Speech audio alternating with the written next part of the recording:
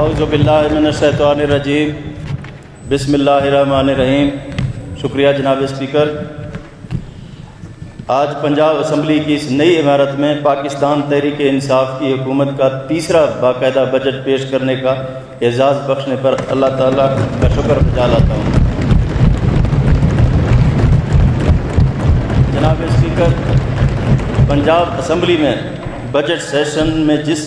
احسن انداز سے تمام پروسیڈنگز مکمل کی گئیں، میرے خیال میں اس کی مثال پاکستان کی کسی بھی اسمبلی میں نہیں ملتی۔ میں اس کے لیے آپ کو اور جناب ڈپٹی اسپیکر صاحب کو اور وزیر قانون راجہ بشارت صاحب کو اور کابینہ کے تمام اراکین کو اور تمام حکومتی بینچز پہ بیٹھنے والے اراکین کو اور اپوزیشن کو، ان سب کا میں شکریہ ادا کرتا ہوں کہ جنہوں نے اس بجٹ کو پاس کرانے میں اپنا جمہوری کردار ادا کیا۔ جناب اسپیکر، مالی سال 2021 اور 22 کا بجٹ پنجاب کی تاریخ کا بہترین بجٹ ہے، جس میں ہر شعبہ کے مسائل اور ضروریات کا خیال رکھا گیا ہے۔ یہ حقیقی معنوں میں عوام دوست، کسان دوست، مزدور دوست ریلیف بجٹ ہے۔ میں وزیر خزانہ ہاشم جمع بخت کو اور ان کی پوری ٹیم اور پلاننگ اینڈ ڈیولپمنٹ بورڈ کی کوششوں کو خراج تحسین پیش کرتا ہوں۔ جناب اسپیکر، آج ہم جس مقام پر پہنچ چکے ہیں اور جو اہداف حاصل کر چکے ہیں، اس کا کریڈٹ میں اپنے قائد جناب وزیر اعظم عمران خان کی غیر متزلزل قیادت کو دیتا ہوں۔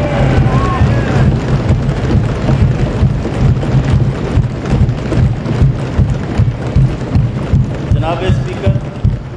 میں پاکستان کی مسلح افواج، NCOC، وزیر صحت اور ان کی ٹیم، چیف سیکرٹری پنجاب اور ان کی ٹیم، اور Punjab police, doctors, paramedical staff اور کرونا کے دوران فرنٹ لائن پر کام کرنے والے تمام محکموں کے افسران اور اہلکاران کی خدمات کو خراج تحسین پیش کرتا ہوں، اور کرونا ڈیوٹی کے دوران شہید ہونے والے تمام فرنٹ لائن ہیلتھ ورکرز کی خدمات کو سلام پیش کرتا ہوں۔ اب جناب اسپیکر، میں آپ کو 3 سال پیچھے لے جانا چاہتا ہوں کہ جب 3 سال قبل پاکستان تحریک انصاف کی حکومت کو اس صوبہ پنجاب کی عوام کا خدمت کرنے کا موقع ملا تو کیا حالات تھے۔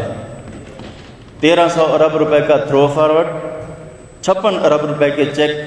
ٹریری سے کیش کور نہ ہونے کی وجہ سے باؤنس ہو گئے، 41 ارب روپے کا اوور ڈرافٹ اور 4000 نامکمل ترقیاتی منصوبے، جن میں پنجاب اسمبلی کی یہ building, institute of cardiology Wazirabad, orange line metro train, Trimmu thermal power station, Pakpattan اور Marala hydro projects, Pakistan kidney and liver institute, اس کے علاوہ بھی بہت کچھ، جن کی ایک لمبی فہرست ہے جو ہمیں ورثے میں ملی ہے۔ اس کے بعد جناب اسپیکر، جن مشکلات کا ہمیں سامنا کرنا پڑا، کرونا ان میں سے ایک ہے کہ جب ہمیں اطلاع ملی کہ چین کے صوبہ ووہان میں ایک نئی وبا پھوٹ پڑی ہے جس کا نام کووڈ-19 ہے،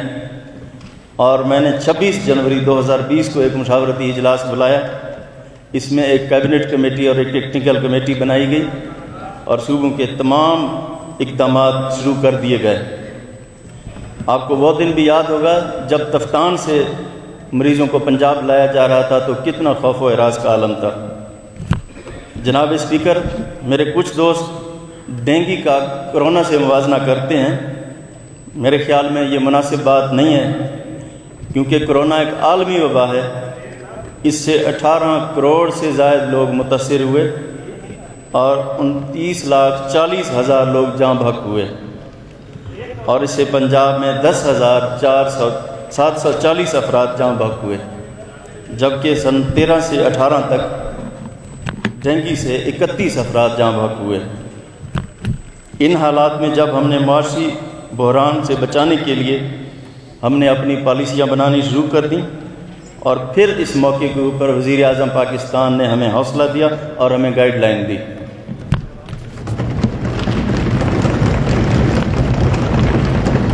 جناب اسپیکر، پونے 2 سال کے مشکل حالات اور رکاوٹوں کے باوجود لاک ڈاؤن اور سمارٹ لاک ڈاؤن کا سلسلہ جاری رہا اور انہی اقدامات کی وجہ سے کورونا میں بہتری آئی۔ ہم جس ڈیولپمنٹ بجٹ جو ہم نے ابھی پاس کیا ہے، اس میں ڈیولپمنٹ میں 66% ہم نے اضافہ کیا۔